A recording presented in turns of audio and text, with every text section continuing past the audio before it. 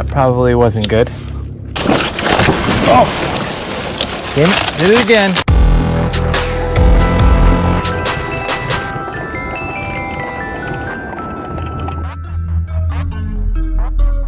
I was just about to stand over here. Oh. I almost stepped right on that.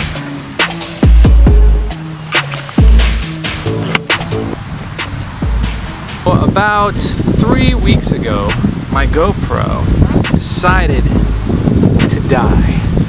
Well, sorta. The screen on the back decided to just stop working. It still records, but I can't control the camera in the way that I really want to. If I want to do slow motion,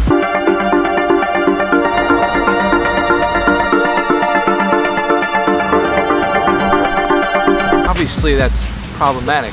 Thankfully, the screen died in a way that was on my kind of standard setting, so I can still use it for recording standard type video. And it's still great for recording audio over other action cameras. So the GoPro Hero 7 was my first action camera, and I was interested in seeing what the creative side of that could bring. This presented opportunity. But the problem here is, now what do I do? Right now the GoPro Hero 8 Black is the latest and the greatest, and to be honest, not that much different from what I already have. Started looking around to see if there was any other options, and I came across something interesting, something I probably never considered before, and that, my friends, is the Insta360 ONE R, and I got one.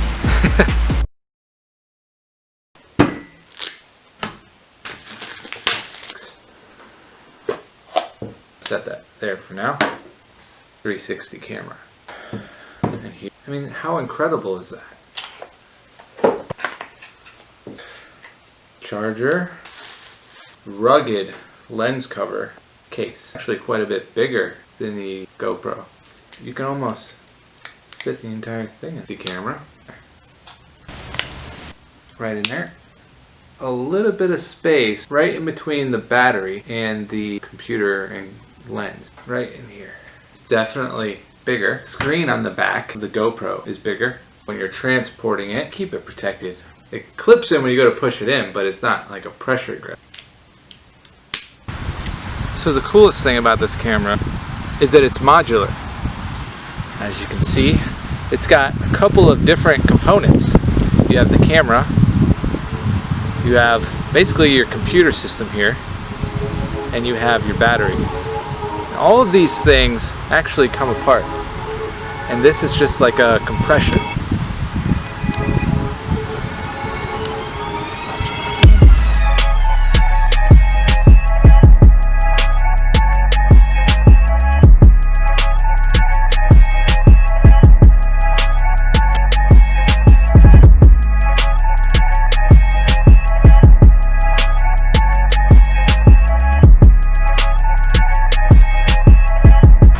And it almost feels like when you're shooting, like somebody else is shooting it for you.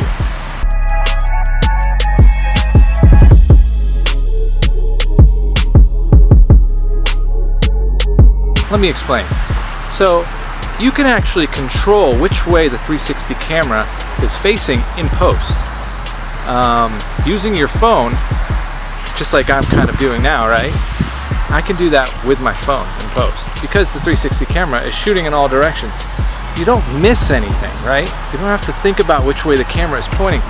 If you're riding on a bike or if you're walking through a city and there's just a lot of things going on, in post you can edit that all together to focus on all those different things so you don't miss them. And psychologically, when you're filming it, it lets you be a little bit more in the moment, which is really cool.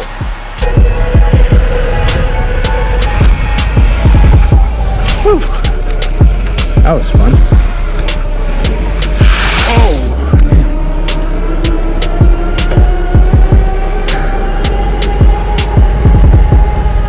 Coming up behind you on your left. Thank you. Those people were really scared. like something seems... Oh, that doesn't feel good. That doesn't feel good at all. Yeah, definitely need air in there. Oh no. I'm leaking. Yeah, I thought I did. Thank you. Okay, thanks. Oh man, those people are nice. What was I thinking? There she is. On the 360 camera, you have the lens on both sides. And it's going to basically use software to stitch those together. And in doing so, it removes a small gap in between. And that actually allows your camera to erase a selfie stick if you were holding one in your hand. It's called the invisible selfie stick. If you're too close to something, if I was like this close to the camera right now, like this, the camera would look really screwed up. You know, there'd be like a line through it. It would look weird. So you have to make sure you're facing the lens towards it. So you have to be a little bit more aware of those types of things.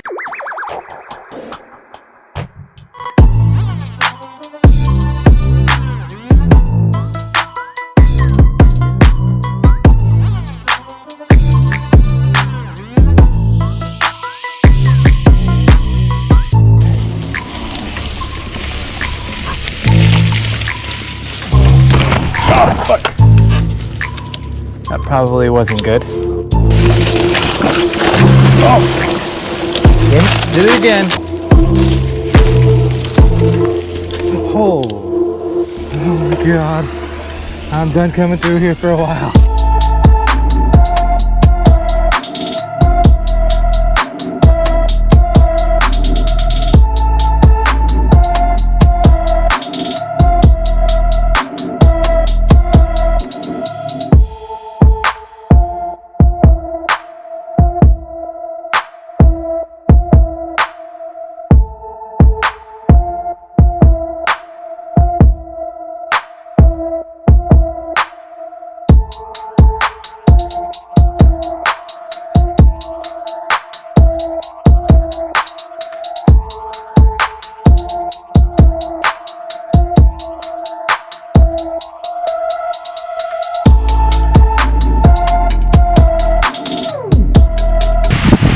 So I found that the Insta360 complements the GoPro that I already have. The audio is not that great on this camera. Maybe I'll show you the difference between the audio on the 360 and the audio on the GoPro with the covered filter.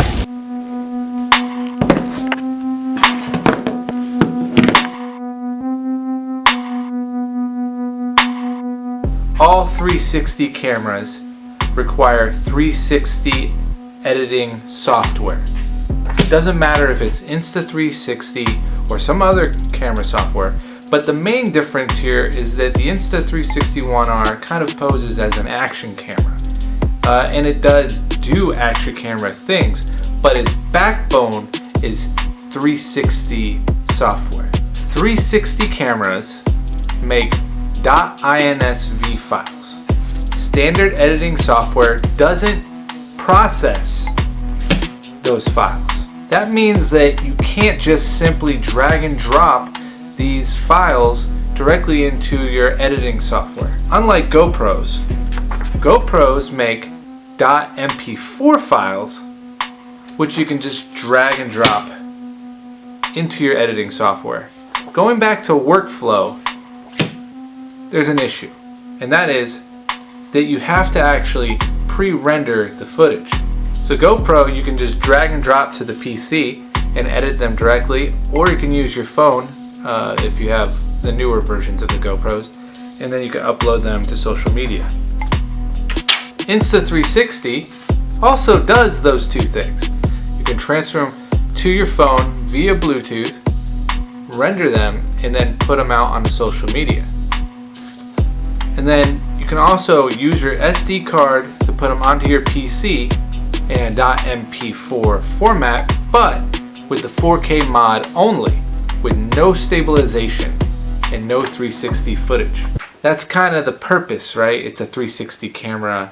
you want to use 360 footage. And if you're going to use the 4K action mod, you're most likely going to want stabilization if you're using an action camera. So if you want to edit your 360 footage professionally and you don't want to just upload a shot to social media, so you have three options. Option one, you can take it from your 360 camera onto your phone using Bluetooth, using the 360 app, then send it to the PC via a wired or third-party application. By doing this, this also allows you to use the Insta360 automatic smooth flow POV keyframes. You can move the phone around to face the direction that you want to record in that 360 shot. Option two, you can drag it from your 360 camera using the SD card into your PC, and you can use the 360 Studio editing software that will allow you to choose which direction you want to film, how you want to utilize the 360 footage, or your 4K action mod or your 1-inch mod, and you can render those .insv files to a MP4 format, which now you can edit in your editing software. Just remember that's going to be manual keyframes, not the smooth ones that you can do with your phone, and they're going to be a little bit more work. Option three, you can use your 360 camera's SD card, drop them into your computer, and use the Adobe Premiere 360 plugin. You're still going to have to use the manual keyframes just in Adobe Premiere. So it eliminates one software, but you're still going to have to do relatively the same amount of work. You're just not rendering them twice. But that is going to be drag and drop. So if you have Adobe Premiere, that is one benefit. If you don't, you're out of luck. So personally, I think the best option is option one, mainly because of the automatic point of view keyframe. If you're only going to be panning left and right, then some of the other options may be a little more easier and more viable. If you're wanting to do something a little more dynamic, then you're going to want to use the phone for sure. So the point is, you really just want to keep the workflow in mind whenever you're buying a 360 camera. It doesn't matter if it's this one or another one, it is an extra step you have to consider. And if you're not interested in buying a 360 camera, then why the hell are you watching this video? So that's pretty much it. Now I'm going to leave you with a bunch of 360 footage that I couldn't fit anywhere else in this video, and let me know what you think in the comments. And if you've been sticking around watching this episode, don't forget to hit like and subscribe, and some more cool content coming up in the future. Stay awesome everybody, and I'll catch you in the next one.